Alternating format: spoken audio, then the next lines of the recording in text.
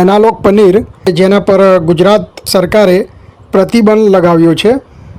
તો પનીરના અલગ અલગ પ્રકાર હોય છે। અસલ પનીર જે હોય છે તે દૂધમાંથી બનતું હોય છે અને તેમાં કોઈ પણ પ્રકારની ફેટ બહારથી ઉમેરવાની જરૂર પડતી નથી। તેમાં 5 લીટર જે દૂધ હોય એમાંથી આશરે 1 કિલો પનીર તો બનતું જ હોય છે, જેમાં પ્રોટીન અને કેલ્શિયમ હોય છે। એનાલોગ પનીર એ બનાવવા માટે દૂધમાંથી ફેટ કાઢી લેવામાં આવે છે અને વનસ્પતિ તેલની ફેટ ઉમેરવામાં આવે છે।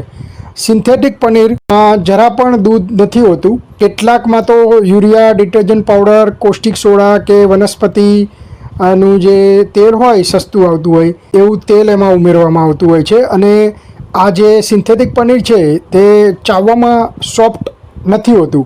આવું પનીર છે ને મોટે ભાગે પેકિંગમાં નથી હોતું અને લૂઝમાં વેચાતું હોય છે। એની સાથે મસાલા નાખવાને કારણે લોકોને તેના સ્વાદની ખબર પડતી નથી।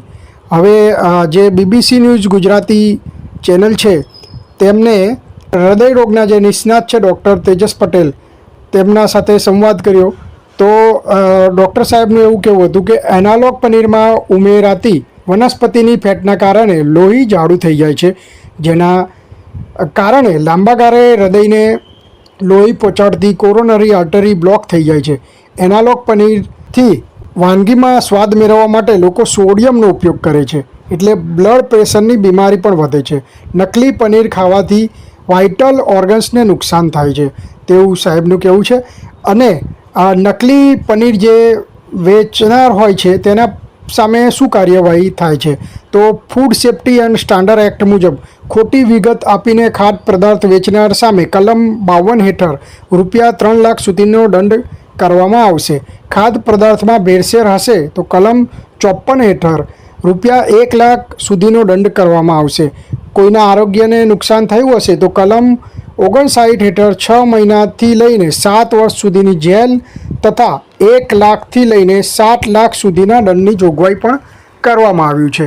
તો આ રીતે એનાલોગ પનીર ઉપર ગુજરાતની સરકારે પ્રતિબંધ લાદ્યો છે અને જે નિયમો છે તે કડક બનાવ્યા છે। તો મિત્રો આ જે માહિતી છે તે આપના જેટલા પણ ગ્રુપ હોય, જેટલા પણ આપના ફેમિલી મેમ્બર હોય બધાને જણાવશો કે એનાલોગ પનીર કોઈ પણ જગ્યાએ જો મળતું હોય તો તેની જાણકારી રાજ્ય સરકારને જરૂર આપે, કારણ કે આના ઉપર પ્રતિબંધ હવે લગાવી દેવામાં આવ્યો છે। તો આપણે આપણું પોતાનું સ્વાસ્થ્ય પણ જાળવીએ અને જાગૃત નાગરિક તરીકે આપણે બીજાના સ્વાસ્થ્યની પણ કાળજી રાખીએ। આ રીતે આપણે દેશ સેવામાં જોડાઈએ। આભાર।